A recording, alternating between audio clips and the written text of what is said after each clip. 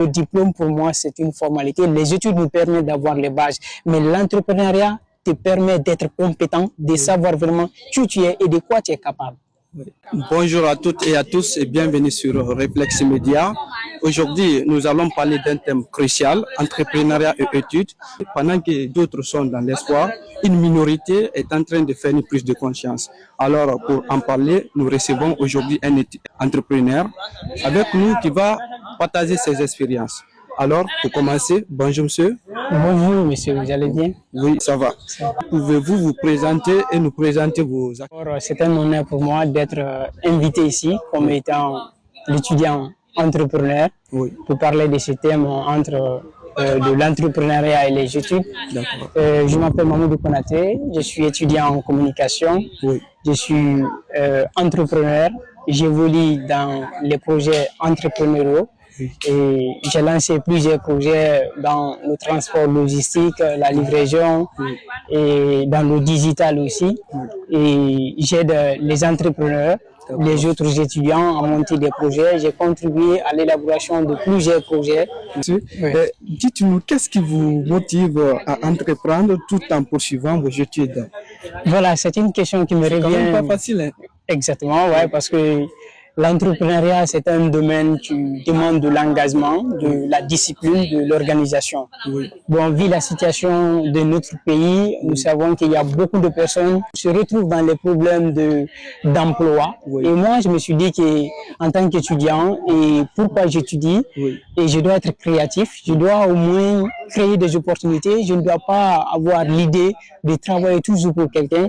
Et c'est ce qui m'a motivé à me lancer dans l'entrepreneuriat tout en restant étudiant. Ça fait près de 3 ans, j'évolue dans ce domaine et j'ai beaucoup échoué. Et donc, l'entrepreneuriat, c'est un risque, mais je pense que c'est aussi une opportunité qui permet aux jeunes étudiants d'exprimer leur créativité, montrer de quoi ils sont capables, parce que quand on est jeune, on doit montrer son savoir-faire et, comment dire, à son public, à la population, et surtout, organiser des choses qui peuvent vraiment accompagner le développement dans le pays. Évidemment.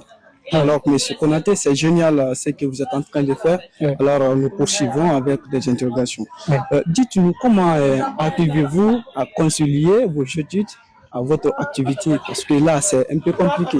Je pense que c'est une question d'organisation, une question de discipline et surtout une question de vision. Parce que quand vous êtes étudiant et faire de l'entrepreneuriat, parce que l'entrepreneuriat, ça prend beaucoup de temps. Effectivement. Vous comprenez. Donc, avec les études aussi, ça prend beaucoup de temps. Et moi, je priorise. Je reste discipliné, mais je priorise d'abord les études. Et pendant mes temps libres, j'essaie d'utiliser ces temps pour travailler sur mes projets, élaborer des stratégies et mettre en place des visions qui vont me permettre vraiment de me voir dans l'avenir pendant au moins 10 ans. Parce que dans chaque projet sur lequel je travaille, je me prononce dans l'avenir au moins dans 5 ans et dans 10 ans. J'essaie de mettre mon projet et de monter mon projet en fonction de ça. Et c'est d'ailleurs ce qui m'a permis aujourd'hui d'être quelqu'un qui gère des projets, qui monte des projets de A à Z. Donc, si vous voulez vraiment, en tant qu'étudiant, si vous voulez concilier les études et l'entrepreneuriat, donc il faut être discipliné, il faut être organisé, il faut être constant et très très persévérant, parce que l'entrepreneuriat c'est très dur, ça prend beaucoup de temps. Donc si vous n'êtes pas organisé, vous ne pouvez pas être en mesure de concilier les deux. Alors, M. Konaté, vous avez souligné des points très très essentiels. Alors, vous n'êtes pas sans savoir aussi qu'il y a très nombre d'étudiants qui veulent faire comme vous, mais là, c'est pas aussi facile que ça. Alors, quels sont les risques réellement à prendre pour arriver, pour atteindre l'objectif? Bon, je pense que pour le premier risque qu'il faut comprendre, c'est de se lancer. Il faut oser apprendre, il faut apprendre à entreprendre. Pas quand j'ai lancé mon premier projet dans le transport logistique, Mood Express, donc tout était vraiment parfait. Et quand j'ai commencé à expérimenter le projet sur le terrain, j'ai vu que vraiment je perds de l'argent et je manquais encore beaucoup plus de compétences. Je me suis dit, il faut que je me forme.